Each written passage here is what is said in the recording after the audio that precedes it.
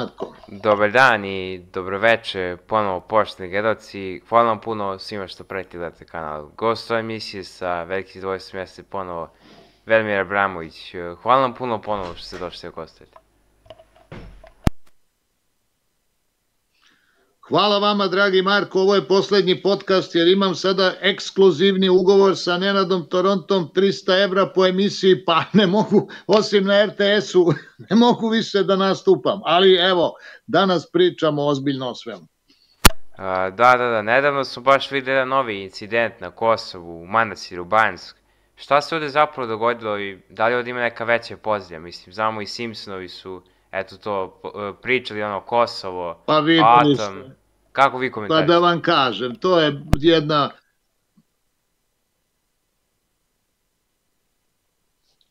Pa to je srpska budalaština, jeli? Uskoro se ukida srpska država, o tome se radi. Peta zona će biti Beograd i srpske države neće biti jer mi nemamo međunarodno priznate granice, tako da to praktično, mislim, je kraj. Ovo je kraj, znate, pa to na Kosovu to je naredio NATO pakt, to nema veze, Vučić nije ni znao, Vučić to video na televiziji ko vi i ja, u tome se radi. Jer NATO pakt komanduje i srpskom vojskom i albanskom i sad onda imaju tu, da kažem, imaju tu apsolutnu kontrolu, kao i na granici. I oni jednostavno su sve to sami sproveli, da bi nas uvukli u konflikt, to je naravno uspelo i sada ide sledeća faza u kojoj će biti daleko veći konflikt, posle čega gde ćemo mi naravno izgubiti to kao i u ovom prvom slučaju i posle toga će doći NATO okupacija Srbije i likvidacija srpske države formalno. To je plan. To je juče najavio Putin, takođe kad je rekao da Srbe, srpski narod, ne može niko da preinači, da ih ne mogu promeniti, ali da ih mogu uništiti. Prema tome to je savet bio zapravo NATO-u kako dalje da postupa i istovremeno javno priznanje dogovora koji se sprovodi, zajedničkog dogovora svih velikih sila koji se sprovodi protiv Srbije. Pa da li nas zapravo eto očekuje ta NATO okupacija? Mislim, ne znam da li ste videli, NATO izbacio tu mapu okupacije Srbije ako bude došlo do rata, gde će biti podeljena između više zemalja. Da li će se taj neki scenarij dogoditi? Ćemo eto biti po NATO okupaciji. A kako da ne? Kako da ne? Pa to je normalno, pa to je, ta mapa nije nerealna. Ta mapa je u stvari prava. To je originalna mapa. Znate, 70. godina u Titovo vreme, još je bio Tito, izlazile su mape o raspadu Jugoslavije i svi su se smejali tome kao ha. Međutim, pokazalo se da su to bile realne mape. To je i ovaj slučaj isto. Jer Srbija nasleđuje Jugoslaviju, znači raspašće se kao i Jugoslavija. Dalje ide u raspad. Jer zato je bio i toliki napad na Srbe, što je kraj raspada Jugoslavije u stvari ukidanje srpske države na Balkanu. Ukidanje srpske države na Balkanu i raseljavanje Srba, velikog dela. Ponavljam, ukidanje srpske države na Balkanu, to su Rusi potpisali na Malteškom memorandumu, to se sad sprovodi. Ja sam pokušao da kažem lično ovako, da sugerišem da bi dobro bilo da smo mi priznali Kosovo, proglasili kraljevinu, napravili Teslin institut, te neke poteze da se promeni situacija, međutim niko to nije čuo jer srpski narod vrši u stvari samoubistvo pod korupcijom. Naprosto suviše je koruptivan da bi mogao da odigra neku igru geopolitičku za neki ideal. Dakle, taj ideal u stvari očuvanja srpske mentalne matrice, srpskog duha, on ovde nije nikad shvaćen. To nije Svetosavlje, čoveče, to je u stvari religijski oblik naučnog duhovnog saznanja. To je to što bismo mi mogli da odigramo preko naših mladih institucija i na kraju krajeva preko Tesle i preko tog duha, ali kao što vidite o tome nema ni govora. Jednostavno to niko nije shvatio ovde, a sad je kasno. To je gotovo. Mislim, ako pričamo o Srbiji, pričamo o dubokoj prošlosti, koja će uskoro biti evidentna. Davno je odlučeno da se ovo ovde sve ukine. To nije sada odluka, to je davno.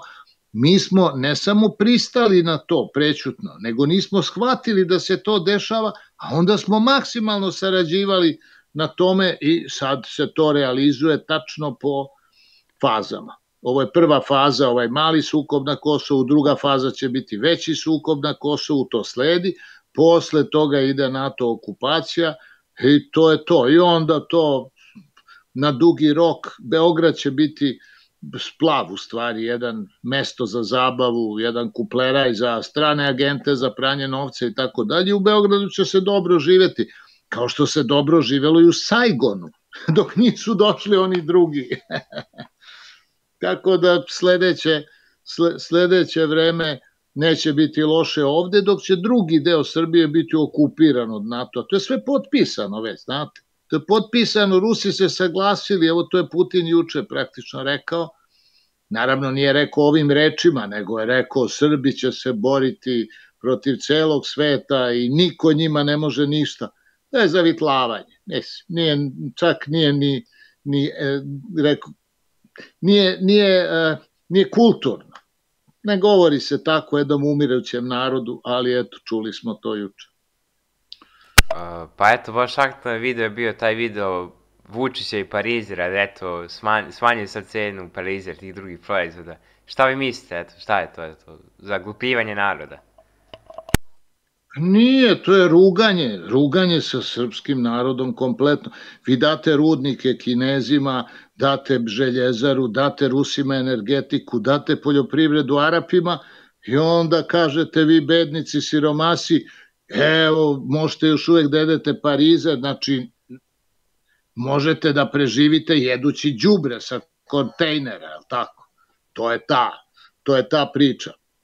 Samo znate šta, svi će oni biti kažnjeni. Isti taj Vučić koji je jeo tamo, pa nije ga čak ni jeo, on je samo napravio sendvič, a ministri su jeli. Njih je terao da jedu, a onda je prekinuo snimanje, pošto on to nije jeo. Ali nije to bitno, nego je bitno koliko je to sve odvratno, prijatelju. Odvratni su mi akademici, odvratna mi je crkva, odvratna mi je vlada, odvratne su službe, sve je to duboko odvratno i odvratan mi je i taj predsednik koji jede odvratni Parizer. Eto tako, to da vam kažem u jednoj rečenici. Pa eto, Ana Brvić je nedavno u Ženevi potpisala taj, eto, četvrtu industrijsku revoluciju i građenje centara za četvrtu industrijsku revoluciju u Srbiji. Da li je ovo neka vrsta eksperimenta? Šta se tu zapravo događa? Mnogo je gore, prijatelju, šta je potpis. Pa ne, sa Pfizerom je potpisana genetskih laboratorija za genetski inženjering. Znači, srpski narod će biti praktično pretvoren u kolektivnog zamorca za testiranje raznih lekova, genetskih eksperimenata. Potpisala vlada. Pre 10 dana, tako. Tako da nema, pa gotovo je ovo, mislim, ne znam da li me razumete, ne znam šta vi radite i koje ste struke i tako dalje, ili bežite odavde, nema da ovde nema života, čoveče, ja imam 70 godina, gde ću ja, mada mislim čak i ja da odem, ne, ovo stvarno ja ne mogu da gledam ovo više. Jeste, eto, pa baš interesantna stvar, eto, znamo to Jermenija, Azerbejdžan, što se dogodilo na Nagorno-Karabahu, to proterivanje Jermena, da li će se to i nama dogoditi? Na Kosovu? Pa, naravno. Kako, pa u oba slučaja su Rusi izdali, je li tako? Izdali su Jermene i Jermeni su to shvatili, a naši na Kosovu nisu to još do kraja shvatili. Isto moraju da idu odande, pa nema, gotovo je to. Znate, kad je počela cela stvar, još za vreme Tadića, one barikade prve kad su bile, 2009. 10. 11. ne mogu setim tačno, tada, znate šta se desilo? Slaviša Ristić, ovaj koji je i dalje poslanik, on je i drugi još neki Srbi su tražili od Rusa da ih primi u državljanstvo, da neće više da budu srpski državljani Kosovo, da budu ruski državljani na Kosovu. Međutim, Rusi su to izbegli, poslao onaj ambasador Konuzin im je poslao neka ćebad i tako, neke gluposti, tako da bilo je jasno da su izdani već tada bili od Rusa, a kasnije i od Engleza. Kad je ubijen Oliver Ivanović, znači Englezi su ih ostavili, to je uradila MI6. To svi znaju, mislim, i on je bio agent MI6. Gotovo je, prijatelju, to je završena priča. Nema tu više šta. Oni najbolje da hitno idu odande dok još mogu nešto da prodaju te kuće i ovo. Jer kad bude egzodus, kad ostave kuće, ko videli ste Nagorno Karabah u Azerbejdžanu, sad više to nije Jermenija, videli ste potpuno puste ulice, kuće, sve. Znate šta, tu je bilo neke privatne svojine jermenske, tu će biti samo opšta građevinska vrednost će im biti data kao neka vrsta oštete. Ništa drugo. Građevinska vrednost, to je ono minimum, pa onda amortizacija, pa kuća stara 100 godina, građevinski vredi 2 evra, razumeš?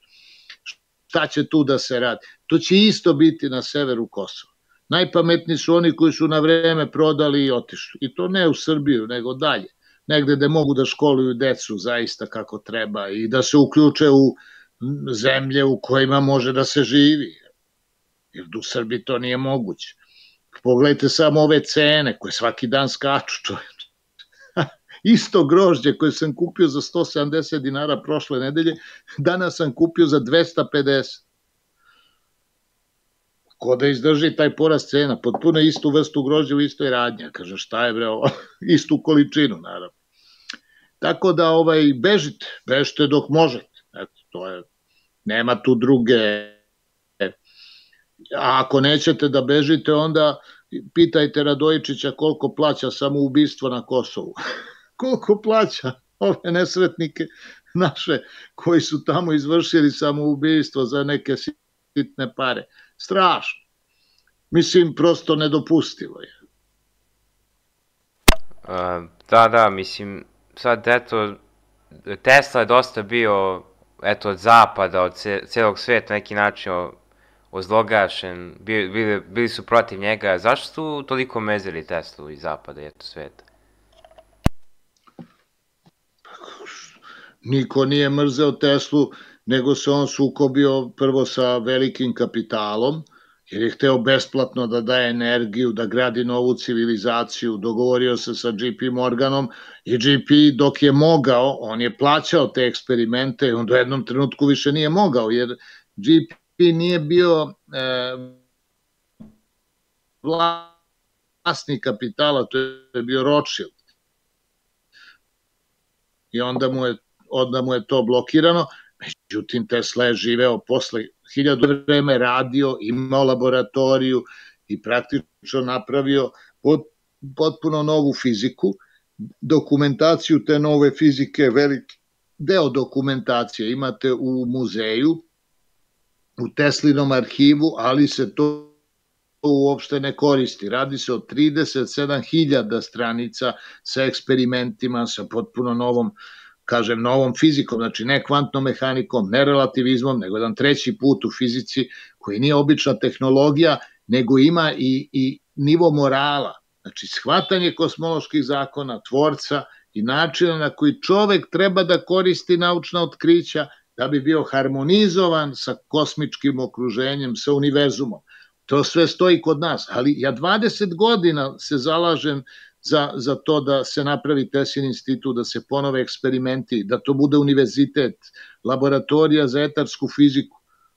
Apsolutno nisam imao nikakvog odgovora od, da kažem, srpskog naroda, od politike, od ljudi, šem privatnih pojedinaca, kao što je recimo, ne znam, inženjer Goran Marjanović, ja sam s njim 30 godina prijatelj, ali šta mi možemo sami, ne možemo ništa.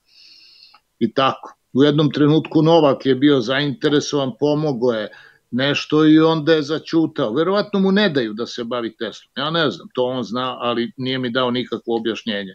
Zašto da li ne sme ili neće dalje da to pomaže. Ne radi se o novcu, tu se radi o dozvoli. Znaš, sad, moguće da će Teslu da preuzme Indija. Najverovatnije će to da se desi, jer tamo je velika fondacija koju je direktno sponzorisao premijer Modi. Znači, premijer Indije, on je sponzorisao fondaciju Tesla Vivekananda i pretpostavljam da će oni da grade novu nauku i susret spiritualnosti i fizike, odnosno nauke, što je imperativ našeg doba.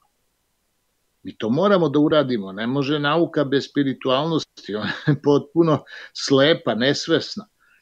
A spiritualnost bez nauke je nemoćna. Znači, to mora da postoji, i da se konačno krene u izgradnju novog planetarnog društva na osnovama harmonije sa univerzumom i međusobne harmonije ljudi, a ne ovako primitivno da se ratuje kao ovo u Ukrajini ili na Kosovo. To je skandal. Da smo mi homo sapiensi ili homo idioti. Ja mislim da smo homo idioti, da nije, znate, homo idiotes, ne homo sapiens. Eto to mogu da kažem. Prema tome, ja sam pokušao da to objasnim ovde, nisam imao uopšte nikakvog odjeka. Ove naše stranke, to koje vode u stvari kreteni. Kreteni, pa pogledajte te ljude, oni ne znaju šta je filozofija, šta je nauka, nemaju uopšte širu stratešku sliku čovečanstva, nemaju viziju budućnosti, nemaju ništa. Sve moće da dođu na vlast, pa neki će i doći na vlast, bit će sitno korumpirani, ali mislim, mene lično to uopšte ne zanima, a to ne zanima ni više stepene uprave čovečanstva. Šta njih briga što će neko tamo u Jagodini da krade neke pare, šta briga to, ta svesnu piramidu jednog čovečanstva u transformaciji na teslijanskim osnovama. To nemojte imati nikakvu iluziju da će se u tom pravcu čovečanstvo razvijati. Apsolutno u tom pravcu. To zna Elon Musk, ali naravno ne znaju naši ljudi i kojima se kaže neće da to shvate.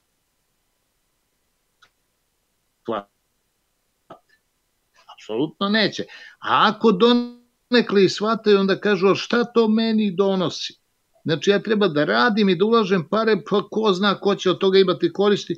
Ja srpski narod izvršio zbog gluposti i države suvereniteta i bilo kakve mogućnosti da se uradi nešto na planu svega toga.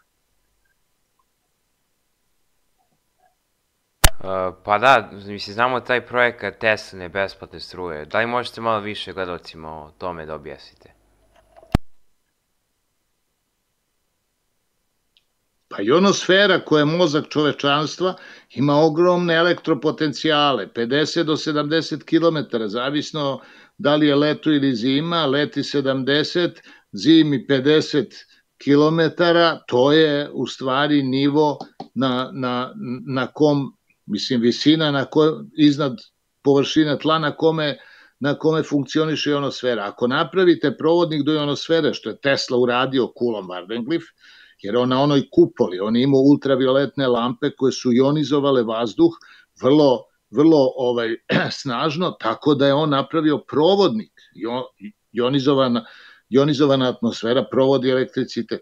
Znači, napravio je provodnik do ionosfere i mogo je da ispumpava rezonantno elektricitet iz ionosfere, zatim da ga upumpa u zemlju i onda bilo na kom kraju planete vi zabodete antenu u zemlju, ne u vazduh, nego u zemlju i crpite elektricitet i koristite. Znači, on je rešio u stvari energetski problem planete Zemlje, pri čemu taj ionosferski elektricitet, on kad se iskoristi na aparatima, znači kad ga vi upotrebite, on se u elektromagnetskom obliku, znači u istom obliku, bez konverzije, vraća ponovo u atmosferu, odnosno u ionosferu. I gde je tu uopšte bio problem? Nikakav problem nije bio energetski. Znači, to bi bila besplatni način na koji se koristi energija geofizičkog sistema Zemlje. Međutim, to nije jednostavno, to nije odgovaralo tadašnjem ustrojstvu sveta. To je bilo i pre Oktobarske revolucije i tek su ljudi počeli da grade avione. Pa ste 1905. godina, to je pre nego što je uzleteo prvi avion, 1909. I to onaj sa krilima od platna, od drveta, braće Wright, Orvila Wrighta i njegovog brata. Znate, to je pre svega toga. Znači, on je bio neverovatan vizionar. Ali, naravno, to je u tom trenutku rekli, ma kakvi, mi prodajemo žice, imamo bakarne rudnike i u stvari je na taj način čovečanstvo izgubilo taj impuls neverovatnog razvoja u kome je moglo danas da dostigne interplanetarne, intergalaktičke nivoje, međutim ništa od toga nije bilo, pa su eto čak i Amerikanci morali da lažu da su se spustili na mesec 1969. Sad je 2023. Pa zašto se ne spuste ove godine, ako su tada to mogli, zašto ove godine nisu išli na mesec, nego Indija. Indija spušta sondu na južni pol meseca, a ruska sonda se razbija pre toga, nešto pre toga.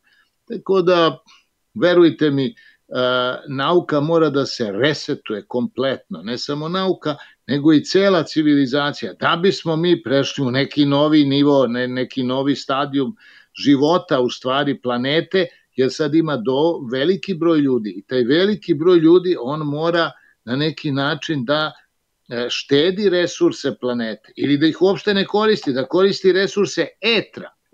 Etarska fizika nas na to upućuje, resursi etra su neograničeni. Neograničeni, jer je kosmos nelimitiran, beskonačan. Tako da luminoferozni etar, odnosno svo zračenje elektromagnetsko, ako bismo to kao svetlosni etar koristili, ono ne bi se nikad iscrplo, odnosno možemo dokle hoćemo. Samo za to treba promena paradigme naučne i shvatanje i neki fundamentalni eksperimenti, to se još ne dešava.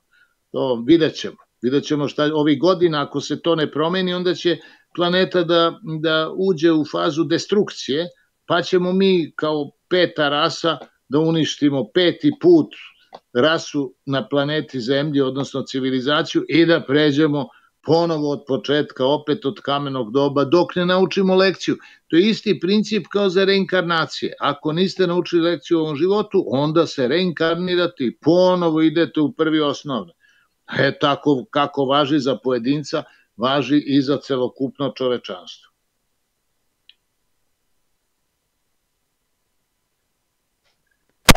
Pa da, koji je bio zapravo Teslin glavni cilj, njegova misija u svetu?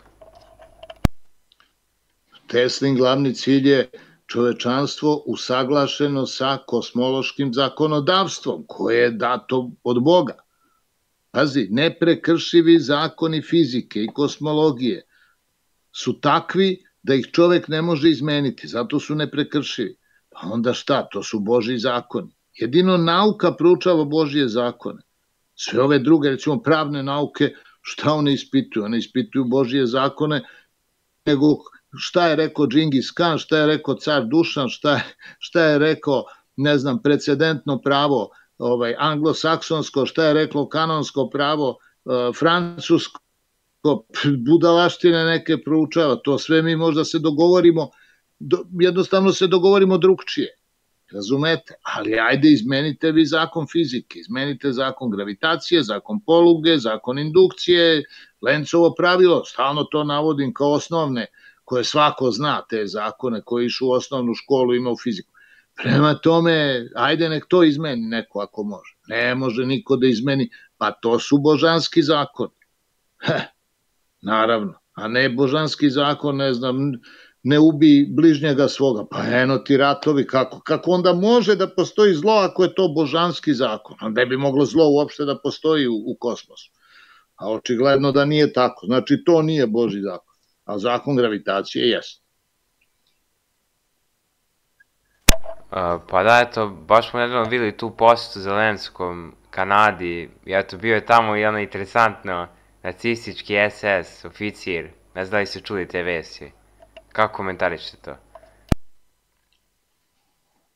Pa što, pa to je podmetnuto sve, Pa Zelenski je ruski agent kome su podmetnuli nacističkog agenta koji je ubio Poljake, sprdaju se s njim, to je zavitlavanje u stvari, ništa drugo, ništa specijal, pa sve se to znalo unapred, naravno da jeste, ali to, kako bih rekao, bitno u toliko što Kanada više neće davati novac za Ukrajinu, a to je ko podmet, pa znate čija je Kanada? Kanada je Engleska, jel tako je, oni su priznavali kraljicu sad kralja, znači oni su engleski dominion. Pa što bi Englezi sad iz Kanade davali pare za Ukrajinu, Zelenskog koji je Jevrejin, koji zastupa naciste, istovremeno ruski agent, pa što će oni to da plaćaju, nisu ludi toliko. Pa su onda podmetnuli ovog agenta koji tu žive od 90 i neku godinu mirno, ajde malo da napravimo zbrku pa da ukinemo davanje. I to je razlog, nema tu nekog naročitog razloga. Znali se oni za njega svih 60-70 godina, ali čovek nikog nije dirao, niti su njega dirali, nije ubio Kanađane, pa su ga pustili. Mislim, ali zašto su ga pustili? Da jednog trenutka će im zatrebati. I evo sad im je zatrebao i čovek je uradio sve što treba. Došao u parlament, odglumio je nacistu koji je on stvarno i bio, ali sad nanovo i na taj način oslobodio Kanadu pomoći Ukrajini u ratu. Eto, to je to. Pa da, Robert Fico je nedavno pobedio te početne izbore u Slovačkoj. Mislim, znamo da je on proruski kandidat, on je za Rusiju. Kako komentarišete? Da li Rusi zaista zauzimaju sad Evropu? Čekaj, Rusi su preko BRICS-a zauzeli ceo svet. Oni sad imaju šite. Ko su šiti? Pa to su Iran. Iranci ušli, nafta. Zatim suniti, Saudi Arabija. Oni drže 71% sa svetske nafte, ovaj BRICS. A Slovačka neće da se ispadne sad budala. Mislim, kolektivno, da oni sad, kao baš nas briga za sve, mi branimo Ukrajinu. Čak, gde su njihovi interesi? Njihovi interesi su na istoku, nisu na zapadu, u Evropi koja propada. Vi znači, ako Slovačka ne bi bila proruska nego proevropska, onda znači samo mora da prilaže Evropi koja je u padu. Pa to je blago rečeno glupo. Što da se ne priključi BRICS-u koji je uspon. I to u debelom usponu. Uzimaju Afriku sad, čovjek. Tako da normalno je da su prešli na pametniju stranu. Eto, ništa, odnosno stranu koja uspeva. Ništa specijalno. Pa kako su zapravo Hrvati uvek istorijski bolje prošli od Srba? Mislim, znamo u Prvom svetskom ratu oni su ratili protiv Srbije, nisu imali nikakve kaze u Drugom svetskom ratu. Kako su Hrvati uvek prolazili od Srba? Eto, da li su Hrvati bili uvek pod kontrolom Zapada? Hrvatsko intelektualno vojstvo je pod kontrolom Vatikana, koji, izvinite, ali intelektualno nije naivan. Vatikan je i tekako instruirao i Slovence i Hrvate u pojedinim periodima kako da se ponašaju, na kojoj strani da budu, i to je razlog zašto se oni bolje kotiraju. Jer mi smo imali, kako bih rekao, lažne prijatelje, to su Rusi, a Hrvati su imali prave prijatelje, to je bio papa i kardinali, oni su radili za hrvatski narod jer su oni katolici. A mi nismo prošli dobro jer su nas Rusi stalno instruirali da se suprotstavimo Zapadu i jaka je bila ta rusofilska struja i mi smo stalno podmetnali svoju glavu pod zapadnu giljotinu. 99. je bilo bombardovanje, pa dozvolite, moje pitanje glasi, pa zašto oni nisu stavili veto ili bilo šta, ništa. Nego kao Jeljcin bio pijan, pola Kremlja pijano, nisu znali, neke budalaštine, i onda na kraju su kukali zajedno s nama. Ali, kad je trebalo smeniti Miloševića, pošto je Milošević dobio izbore, ceo narod je za njega glasao, onda je došao Ivanov, znači Rus je došao da smeni Miloševića. To je vrlo bitno. Nije došla Madeleine Albright, ja ne znam kako, to sve očigledno, ali naši ljudi to drugčije tumače. Ne znam kako tumače, recimo, to da su Rusi smenili Miloševića. Zašto su to oni uradili ako su mu sad pravili spomenik, ako su mu zaštitili porodicu? To je ta dublja imperijalna politika koja ide na osvajanje sveta, a ne da zaštite neki mali narod. Šta njih briga za male narode? Oni, kao što ih nije bilo briga za Nagorno Karabah, što nisu branili Nagorno Karabah, nego su glatko izdali. Prvo su namestili Pašinjana u Jermeniji da bude antiruski, pa onda su Nagorno Karabah dali Azerbejdžanu. Zašto? Zato što su Azerbejdžanci Turci i što njih interesuje sekularna Turska. Znači već imaju u BRICS-u, imaju šite, to su Iranci, imaju sunite Saudi Arabiju i zanima ih sekularni islam, to je Turska. Turska traži nešto da im se da, evo daćemo vam Nagorno Karabah. Daće im i Kipar, ne samo Nagorno Karabah. Ide to dalje, jer ih interesuje u stvari ta milijarda, dobijaju milijardu ljudi koje islamske vere na svoju stranu, koji će biti protiv Zapada, već sad je protiv Zapada. Mislim, ne može bolje biti nego što rade, ja čestitam. Apsolutno, nego mi je žao srpske gluposti. Mnogo smo glupi, mislim, to je strašno. Ja lično nisam, nego govorim o Akademiji nauka, o crkvi, ali i pokvare, znaš, i pokvare. Strašno.